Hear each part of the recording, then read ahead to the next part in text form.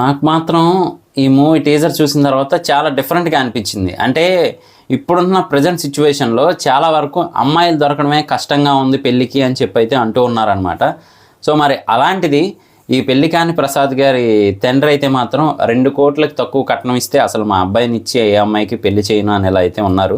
1,90,00,000 వచ్చినా కానీ చేయరంట. మరి అంత స్ట్రిక్ట్గా అయితే ఉన్నారు. మరి ఇలాంటి స్ట్రిక్ట్గా కట్నం కావాలి అనే తండ్రికి పుట్టిన ఆయన పరిస్థితి ఎలా ఉంది, పెళ్లి గురించి ఆయన ఆవేశం ఎలా ఉంది అనేది అయితే మనకు మూవీగా తీసుకెళ్తూ ఉన్నారనమాట. ఇంతకీ మూవీ ఏంటి అంటే పెళ్లి కాని ప్రసాద్. ఎవరు హీరో అంటే మాత్రం సప్తగిరి గారండి.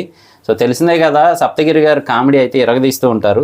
మరి ఆయన హీరోగా వస్తూ ఉన్నారు. అందులోనూ కామెడీ టాపిక్ అయితే ఎంచుకున్నారనమాట.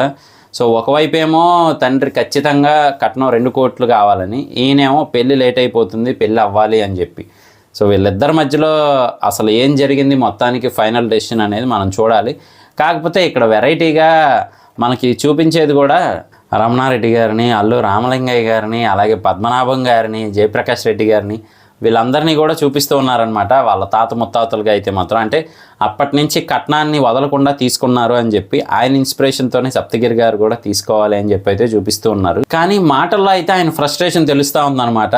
మా ఫ్రెండ్స్ అందరికీ పెళ్ళిళ్ళు అయిపోయి హనీమూన్లకు కూడా వెళ్తున్నారు అని చెప్పి, కానీ ఈయన మాత్రం కట్నం రావాల్సిందే అనే టైప్లో ఉన్నారు. సో మొత్తానికి ఆయనకి పెళ్ళి అయిందా లేదా, అయితే ఎవరితో అయింది, మరి అసలు సిచ్యువేషన్ ఏంటి అనేది మాత్రం కామెడీగా చూపిస్తూ ఉన్నారనమాట. నిజానికి ఇదంతా కూడా బాధే సప్తగిరి గారిది. సో ఆ బాధనే కామెడీ రూపంలో చూపిస్తూ ఉన్నారు.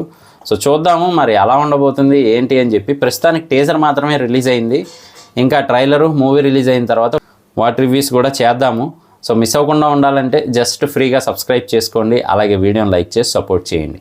నేను మీ ప్రసాద్, మళ్ళీ నెక్స్ట్ వీడియోలో కలుస్తాను. Love you all.